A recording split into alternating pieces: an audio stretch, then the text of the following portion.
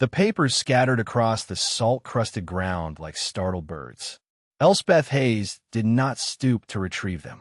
She kept her hands clasped loosely in front of her, her knuckles chapped and raw from work, and watched the man who had thrown them. Mr. Sterling, the banker, whose face was the color of a spoiled plum. Behind him, the men of promise stood with rifles held loose and expressions pinched with a hunger that was sharper than any law. It was the hunger of proud men forced to ask for help, and it was a dangerous thing. Sterling's voice was slick with false reason. It's an official requisition for the good of the town.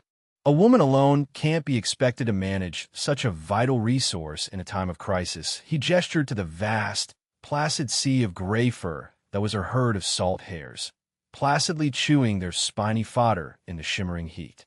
The only fat animals left in the valley. The price is fair. It is more than fair for vermin. Elspeth's gaze didn't waver from his. She had counted them this morning, as she did every morning. The arithmetic of survival. 312 breeding does, 180 bucks, and the young, too numerous to track precisely. Her quiet wealth, born of mockery and salt. The price, she said, her voice low but carrying in the dry air, is not your price, Mr. Sterling. It is mine. The men shifted, their boots crunching on the white earth. She was one person alone, and she was saying no to the whole town. 16 months earlier, the town had said no to her. The auction for the failed acreage was the last item of the day, an afterthought. The auctioneer, a floor man named Beasley, wanted to get to his supper. He described the parcel with a dismissive wave. And finally, the old salted acreage. 72 acres of alkali flats, rocks, and regret. Formerly the Sterling Salt Works, until it poisoned the ground it sat on. Nothing's grown there in 50 years. We start the bidding for back taxes at $50. A dry cough of laughter went through the small crowd in the town hall.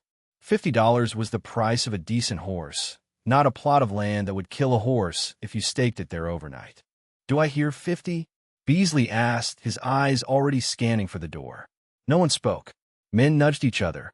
It was a town joke, the salted acreage. A place you threatened to send your laziest child to work. Come now, Beasley cajoled. A fine piece of scenery, more laughter. Elspeth Hayes stood at the back of the room, a plain figure in a worn gray dress. She had been in the valley for only a month, a woman who had arrived on the stagecoach alone, with one trunk and no explanations. She had spent her days walking, observing, her face still and unreadable. She had walked the perimeter of the salted acreage 3 times. She had knelt and crumbled the soil in her fingers, tasted the bitter crust, and watched the things that lived there when no one else was looking.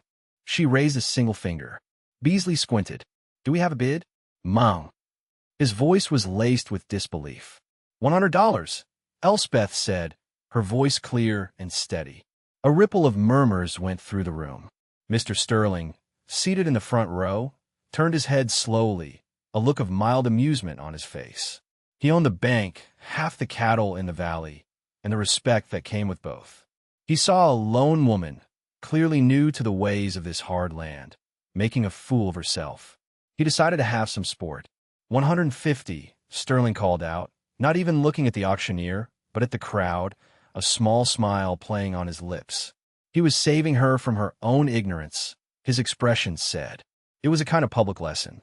Elspeth didn't hesitate. 200, the room went quiet. This was no longer a joke. This was money. Sterling's smile tightened.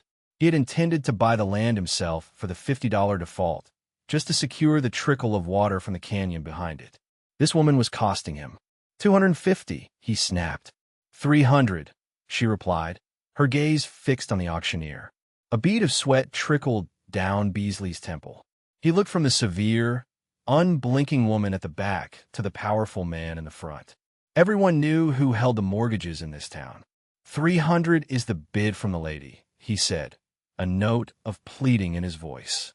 Sterling stood up, turning to face her fully now. His voice was condescending, draped in false concern. Ma'am, perhaps you don't understand. This land is barren, poison. You do better to throw your money in the river. Nothing will ever come from it. $385, Elspeth said, her voice unchanged. It was the entirety of the money she had left in the world, the arithmetic she had done over and over in her small rented room. It was everything. The number hung in the air, specific and strange. Sterling stared at her, his jaw working. He could go higher, of course. He could buy the whole valley. But to be forced into a bidding war with a nobody, a lone woman, over a piece of worthless land, it was an insult to his dignity. To pay more would be to admit the land had value. He gave a short, sharp laugh and sat down with a thud. "Let the fool have her dust," he muttered, loud enough for the whole room to hear. A few men snickered in solidarity. Beasley, seeing his chance, slammed his gavel. "Sold. To the lady in the back for $385. Elspeth walked to the front of the room, counted out the worn bills onto the table, and took the deed without a word. As she walked out, she heard Sterling's voice behind her, a poison of its own. "She'll be begging for scraps before the snow flies." She did not look back. She had the land, and she had its secret. The first month on the acreage was a study in solitude. The land itself seemed to reject her. The sun beat down on a white, cracked pan that threw the heat back in her face. The wind was a constant, mournful companion, carrying with it the fine, gritty dust that got in her teeth, her hair, the folds of her clothes. The town of promise left her entirely alone, a courtesy that felt more like quarantine. They had rendered their verdict. Now they waited for the sentence to be carried out. She lived in the one structure left standing, a tumble-down shack that had once been the salt works office. Its windows were gone, and the door hung from a single hinge. Her first task was not grand, but practical. She patched the roof with scavenged planks and tar paper, replaced the windows with oiled canvas that glowed with a soft, buttery light, and rehung the doors so it would shut firm against the night. She worked with a methodical patience that bordered on ritual. Up before the sun, a breakfast of hard bread and water, and then out onto the flats. She didn't try to till the soil. She knew better. Instead, she began to dig. She had chosen a shallow basin at the far end of the property, where the meager runoff from the canyon behind it pooled before vanishing into the salt. With a pick and a shovel, she began to excavate a series of long, shallow pits, each one no more than 2 feet deep. The work was brutal. The ground was packed, as hard as brick, and the sun was merciless. Her hands, soft from a former life, blistered, then bled, then hardened into calloused leather. The men who rode the ridge road on their way to their own green pastures would sometimes stop their horses and watch her, a small figure toiling alone in a white wasteland. They would shake their heads and ride on, the story confirmed in their minds. The lone woman on the salted acreage had lost her mind. What they couldn't see was her purpose. After digging each pit, she would haul buckets of clay from the one damp cut bank in the canyon, a sticky, gray mud that she pounded into the bottom and sides of the pits, creating a waterproof lining. Day after day after day, this was her labor, dig, haul, pound. She was creating a system to hold the one thing the land was determined to shed: water. It was during these first weeks that she reacquainted herself with the secret of the place. They came out in the cool of the dusk, emerging from warrens dug into the rocky scree at the base of the canyon. The salt hares. They were enormous creatures, some as large as a small dog, with thick, coarse gray fur and long, watchful ears. They weren't rabbits. They moved with a slow, loping gait, unafraid. The local wisdom held that they were inedible, their meat tough and briny from a lifetime of licking the salt-crusted earth. They were seen as omens of barrenness, creatures of the waste. Elspeth watched them differently. She saw their placid strength, their placid dignity. She saw how they thrived where nothing else could. She didn't try to trap them, not yet. She simply sat on the stoop of her shack as the light faded, a still figure in a still landscape, and let them get used to her presence. She was learning their habits, the quiet economy of their lives. She was learning the land's grammar. Her nearest neighbor was Silas Blackwood, an old Norwegian farmer whose land bordered the salted acreage to the east. His property was a testament to decades of hard work, a patchwork of green hayfields and sturdy fences that stopped abruptly at the white line of Elspeth's land, as if recoiling in disgust. For the first month, he watched her from a distance, his weathered face a mask of Nordic skepticism. One evening, he appeared at her property line, holding a small pail. He didn't cross on her land, but stood waiting for her to approach. "Figured you had nothing but salt for water," he said, his voice a low rumble, accented and rough. He held out the pail. It was full of milk, a creamy white that seemed impossibly rich in this desolate landscape. "Thank you, Mr. Blackwood," she said, accepting it. He grunted, his eyes surveying her hand-dug pits, the piles of clay, the general madness of her enterprise. "The town says you are a fool," he stated, not with malice, but as a simple report of fact. "A woman alone cannot tame such a place. I'm not trying to tame it," Elspeth replied, her voice quiet. "I'm trying to listen to it." Silas looked at her, truly looked at her, for the first time. He saw the resolve in her eyes, the determined set of her jaw. He saw the work in her hands. He had seen that look before, in the faces of the men and women who had first broken this hard country. He nodded slowly. "There is an old saying in my home," he said, his voice softening. "Jorden snakker. Du må bara lära grammatiken dens, post translating. The land speaks. You only have to learn its grammar." He turned and walked away without another word, but a bridge had been built. He started leaving the pail of milk every few days. Sometimes it was accompanied by a loaf of dark, heavy bread or a handful of eggs. He never stayed to talk, but it was a conversation nonetheless. With the pits dug and lined, Elspeth began the second phase of her plan. From her trunk, she retrieved a set of cloth bags filled with seeds. They were not the familiar seeds of wheat or corn. These were small, spiky, and dark, seeds for a plant her grandmother had called salt thistle, a tough, deep-rooted fodder from the windswept coastal plains of the old country. A plant that didn't just tolerate salt, but seemed to crave it. She planted the seeds on the berms of earth she had created around her clay-lined ponds. And she waited. For 2 weeks, nothing happened. The mockery of the town felt like a physical presence, a weight on the air. She continued her work, reinforcing the ponds, clearing rocks, her faith a quiet, stubborn thing. Then one morning she saw it, a tiny speck of green pushing through the white crust, and then another and another. Within a week, the berms were covered in a faint haze of determined green. The salt thistle was taking root. Now, she began to trap the hares, not with snares or guns, but with patience. She built a large enclosure of stone and scavenged wire, leaving one side open. Inside, she placed shallow troughs of the precious fresh water she collected from the canyon trickle and small piles of the tender, new thistle shoots. The hares, accustomed to her scent and drawn by the unheard-of luxury of clean water and fresh greens, began to venture inside. After a week of them coming and going freely, she completed the fence one night while they slept inside, their bellies full. She had a herd. They were not panicked. They had water, food, and security from the coyotes that haunted the canyon. They settled into a new life of placid domestication, their ridiculous dignity intact. A boy from town started appearing at the edge of her property. His name was Leo, a pale, quiet child of about 10, with eyes that seemed to take in everything and say nothing.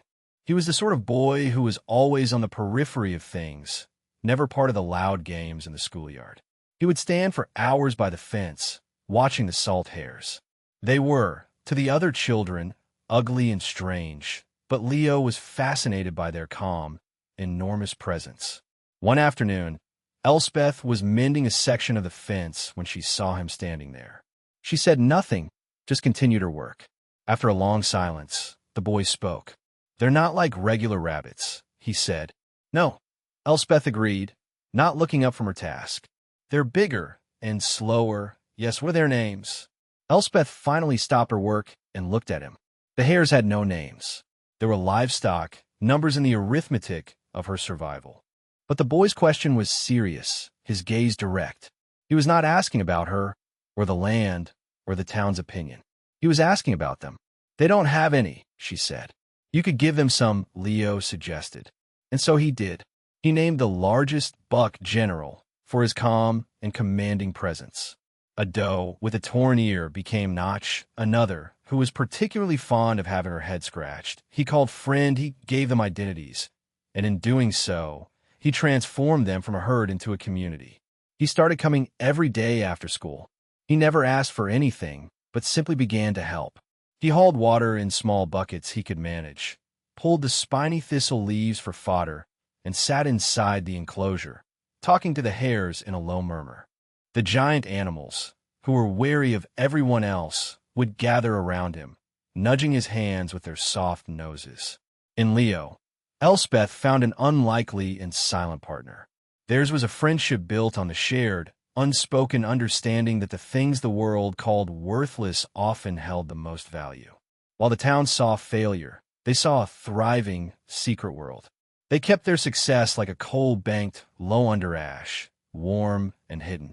The hares, fattened on thistle and fresh water, began to change. Their coarse outer hair remained, but beneath it, a new coat began to grow in, an underlayer of downy softness, fine as milkweed fluff and warm as wool. This was Elspeth's true harvest. The salt and the strange diet created a fiber of unique quality. It was her grandmother's secret, a half-remembered piece of old country lore that had led her to this forsaken place. In late autumn, with Leo's help, she did the first shearing. They did not shear the hares bare, but carefully combed out the thick undercoat with wire brushes, a process the animals seemed to enjoy, stretching out in the pale sun like enormous cats. Basket after basket was filled with the soft, gray-white fiber.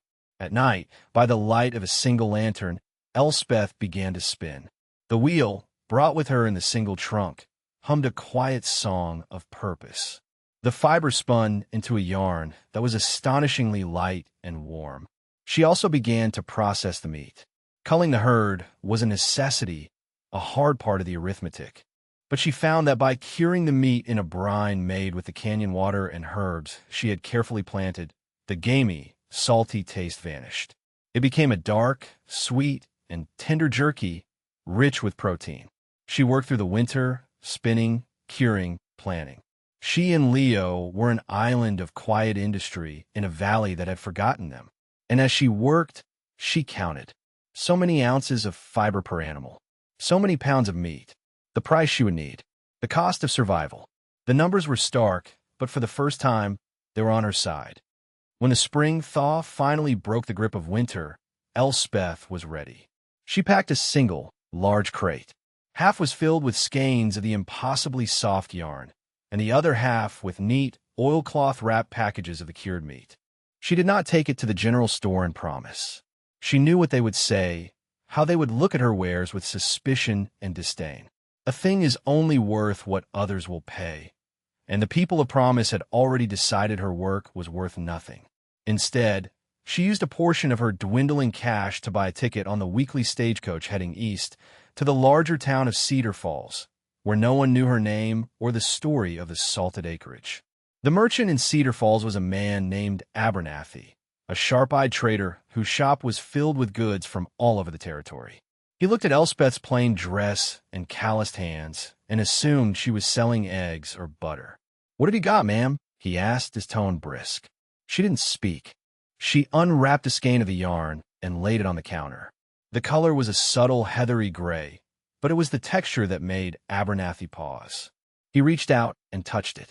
His professional indifference vanished, replaced by a look of pure astonishment. He lifted the skein. It was as light as a cloud, yet it radiated a gentle warmth. He had handled wool from every corner of the world, from fine merino to rough Navajo cho, but he had never felt anything like this. "My God," he whispered. "What is this?" "Salt hair down," Elspeth said simply. He looked at her, his eyes full of questions, but she offered no more. She then unwrapped a piece of the jerky and offered it to him. He was hesitant, but his curiosity won out. He bit into it.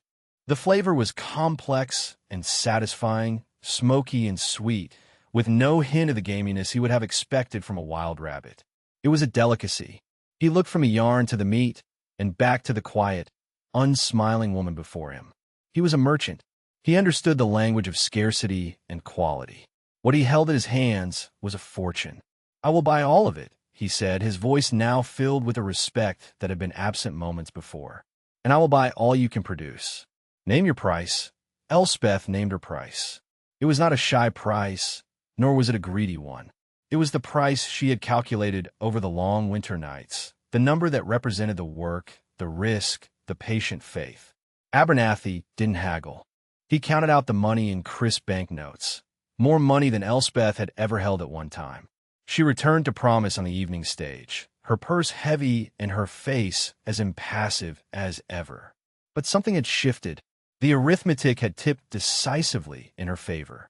News, however, travels, even from a town as far as Cedar Falls. A stagecoach driver talks. A letter from a merchant to his supplier is seen. Whispers began to trickle back to Promise. Strange whispers of a woman selling a miraculous new type of wool, a yarn softer than cashmere, of a cured meat that was the talk of the finest tables in the territorial capital. The descriptions didn't match the woman they knew, the fool on the salted acreage. But the name was the same. Mr. Sterling heard the rumors in his bank. He dismissed them at first. It was impossible. But the whispers persisted, growing more detailed. He began to watch Elspeth's property more closely. He saw the ever-expanding herd of hares, the stacks of drying thistle that looked like a proper hayrick. He saw the smoke from her chimney, steady and constant. It was not the smoke of a desperate woman burning scavenged wood for warmth. It was the smoke of industry. The sky that summer took on a hard, metallic sheen. The rains, which usually came in gentle afternoon showers, simply stopped. The air grew still and hot. The land began to grow thirsty. It was a small thing at first, a worry voiced by old-timers, but a seed of fear had been planted. August arrived like the open door of a furnace. The sun rose each day in a hazy, white sky and beat down without mercy. The creek that watered the valley, the lifeblood of Promise, shrank from a lively rush to a sluggish crawl, then to a series of stagnant pools connected by a muddy trickle. The lush green pastures that were the pride of the local cattlemen turned a sickly yellow, then a brittle, dusty brown. The grass crunched underfoot like glass. A deep, collective anxiety settled over the town. Conversations in the general store, which usually revolved around crop prices and local gossip, now had only one subject: the weather. Men would stand for hours staring at the empty sky, their faces etched with a helplessness that curdled into a quiet anger. The cattle began to suffer. Their ribs showed through their hides, and they spent their days standing listlessly in the shade of the few remaining cottonwoods, their heads low. The price of hay, shipped in from greener lands to the east, skyrocketed until only the wealthiest, like Mr. Sterling, could afford it. And even his vast reserves were dwindling at an alarming rate. Through it all, Elspeth's salted acreage remained an anomaly, an affront to the valley's suffering.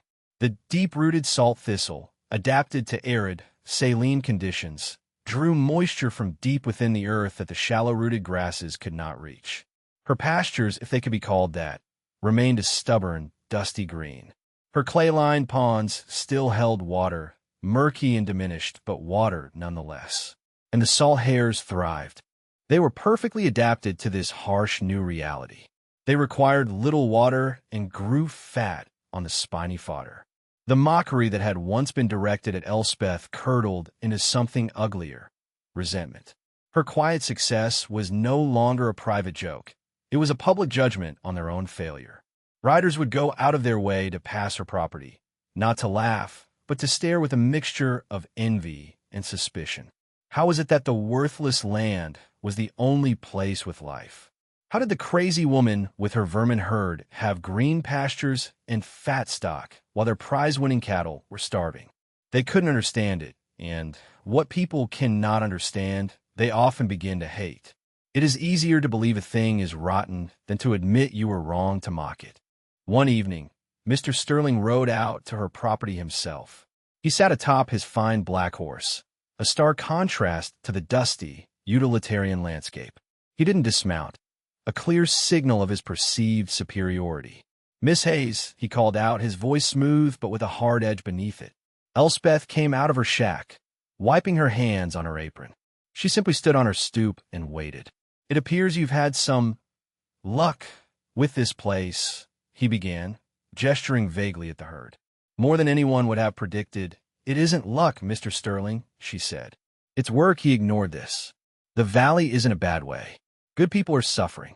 I am prepared, as a gesture of civic duty, to buy this land back from you. I will give you $400 for it. A tidy profit for you, and it will allow me to manage these resources for the benefit of the community. His offer was an insult wrapped in the language of charity. He was offering her a pittance for what he now knew was a valuable enterprise, hoping her isolation and gender would make her grateful and compliant. Elspeth looked at him, her gaze steady. She had done the arithmetic. She knew the value of the wool she had sold, the meat she had cured, the breeding stock that now numbered in the hundreds. The number he offered was less than the value of 10 of her hares. No, thank you, she said, and turned to go back inside. Sterling's face tightened, the mask of civility slipping. You may find, ma'am, he called to her retreating back, that being so selfish will have consequences. A person alone can't stand against a whole town. It was not a piece of advice. It was a threat. The drought tightened its hold. By the third week of September, the creek was bone dry. The last of the cattlemen's hay was gone. The grim work of culling herds began, a sound of scattered rifle shots echoing in the valley, each one a punctuation mark at the end of a family's dream. The shelves in the general store grew bare. Hunger, once a distant concept, became a quiet, gnawing presence in every home. Pride is a luxury hunger cannot afford. The same people who had laughed at Elspeth at the auction now looked at her thriving herd with desperate eyes. The salted acreage became the focal point of the valley's misery and its only glimmer of hope. Delegations of 2 or 3 ranchers would ride out, their hats in their hands, their arrogance stripped away by circumstance. They asked to buy fodder. They asked to buy breeding pairs. They asked to buy meat. To each, Elspeth gave the same calm, firm answer. The herd is not yet ready. She knew that to open the gates now, to sell off her stock piecemeal, would be to lose control, to see her years of careful work dismantled in a panic. She was waiting. She was watching the sky, watching the town, and doing her arithmetic. The pressure was immense. She became a prisoner on her own land, the constant presence of desperate men circling her property, making it impossible for her to leave. Leo was her only link to the outside, bringing her news from town along with the few supplies his mother could spare. He told her of the closed school, the hungry children, the tense, angry arguments that broke out over the last bags of flour. He told her how Mr. Sterling was organizing the town relief committee, positioning himself as the valley savior. His speech is full of talk about shared sacrifice, even as his own cellars remained well-stocked. The crisis gave Sterling the weapon he needed. He no longer needed to persuade Elspeth. He could use the town's fear to force her hand. He painted her as a hoarder, an outsider who had stumbled into luck and now refused to share it with the community that had, in his telling, so generously taken her in. His whispers found fertile ground in the fallow fields of the valley's despair. Being right is its own kind of reply, but it is a lonely one. Elspeth felt the weight of the town's hatred, of their hunger. She was not a cruel woman. The sight of her neighbors suffering was a pain she felt keenly. But she also knew Sterling's nature. She knew this was not about feeding the town. It was about him acquiring her property, her secret, for himself. It was a battle of wills, and she was one person alone. The day of the confrontation began with a sky the color of brass. A hot, dry wind blew dust devils across the flats. Elspeth saw them coming from a long way off, a small column of riders led by Sterling on his black horse. Beside him rode the town constable, his badge a small, dull star on his vest, and behind them, a dozen of the valley's most desperate men, their faces grim. Leo, who had been helping her reinforce a water trough, saw them too, and his face went pale.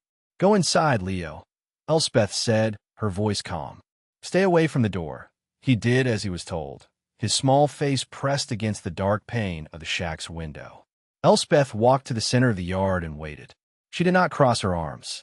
She did not clench her fists. She simply stood, a still point in the swirling dust, and waited for the trouble she knew was coming to arrive. Sterling reined in his horse a few feet from her, his posse fanning out behind him in a silent, intimidating crescent. The constable dismounted, avoiding her eyes, and fiddled with a sheaf of papers in his hand. It was Sterling who spoke, his voice ringing with the false authority of a man who has appointed himself judge and jury. "Elspeth Hayes," he began, as if reading from a formal indictment. "By the authority of the Promisetown Relief Committee, and in light of the ongoing state of emergency, we are here to requisition your livestock for the public good." He nodded to the constable, who stepped forward and thrust the papers at her. "This document authorizes the seizure of your assets to prevent starvation in the valley. You will be compensated, of course. A fair market price for vermin," Sterling added with a sneer. Elspeth didn't look at the papers. She knew they were a worthless bluff, a legal-looking document with no more real power than the dust it was written on. But the men behind him, with their hungry families and their rifles, they were real. Their desperation was the only law that mattered now. This was the moment she had been preparing for, the final column in her long and difficult arithmetic. She let the silence stretch, the only sound the restless wind and the stamping of a horse. She looked past Sterling, her gaze moving over the faces of the other men. She saw Jed Miller, whose youngest daughter was sick. She saw Thomas O'Connell, who had lost his entire herd. She saw men she knew, men who had laughed at her, who had pitied her, and who now stood ready to take everything she had built. They were not evil men. They were frightened men, and frightened men are easily led. "How many are there?" she asked, her voice quiet but clear. Sterling was taken aback. "How many what?" "My hares," she said. "If you are requisitioning them, you must have a count. For your official papers." Sterling faltered for a second. He glanced at the vast, shifting herd. He had no idea. It was a sea of gray fur. "There are several hundred," he said dismissively. "The exact count is irrelevant, is it?" Elspeth's voice gained a sharp edge. "I counted them this morning. There are 492 that are ready for slaughter, not counting the breeding stock." "How did you know the count for your papers, Mr. Sterling?" He flushed a dark, angry red. "The point is not the number. The point is the town is starving, and you are hoarding." He was losing control of the scene. He had expected a tearful, frightened woman, not this calm, surgical questioning. He decided to force the issue. He threw the papers he had been holding onto the ground between them. "There's the order. We're taking the animals." Miller, O'Connell, opened the gate. The two men hesitated.